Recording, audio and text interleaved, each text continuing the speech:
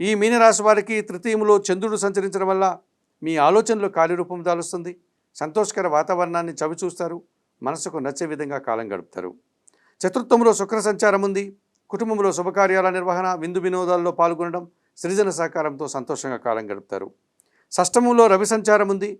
గట్టి పోటీని ఎదుర్కొంటారు. అధికారుల అండదండలతో అభివృద్ధిని, ఆదాయాన్ని, పదవులను అందుకుంటారు. షష్టంలో కేతువు సంచరిస్తున్నారు. నిరాడంబరంగానే గట్టి పోటీని ఎదుర్కొని విజయం సాధిస్తారు. చాలా విషయాల్లో మంచి ఫలితాలను అందుకుంటారు. భగవంతుని ఆశీస్సులు కూడా మీకు లభిస్తుంది. పంచమంలో బుధ సంచారం వల్ల కుటుంబంలో అసౌకర్యం, జన సంబంధాలు చెడిపోవడం, జీవిత భాగస్వామితో అభిప్రాయ భేదాలకు అవకాశం ఉంది.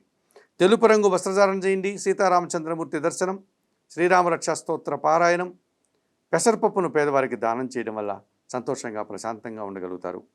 మేషము నుండి మీనం వరకు గల ద్వాదశ రాశుల వారికి గోచార రీత్యా దిన ఫలితాలు చెప్పడం జరిగింది. చెప్పిన విషయాలన్నీ స్వీకరిస్తూ పరిహారాలు పాటిస్తూ ఏబిఎన్ ఆంధ్రజ్యోతి ప్రేక్షకులైనటువంటి మీరందరూ కూడా ఆయుర ఆరోగ్యాలతో ఆర్థిక అభివృద్ధిని పొందాలని మనస్ఫూర్తిగా కోరుకుంటూ సర్వే జనా సుఖినో భవంతు. నమస్కారం.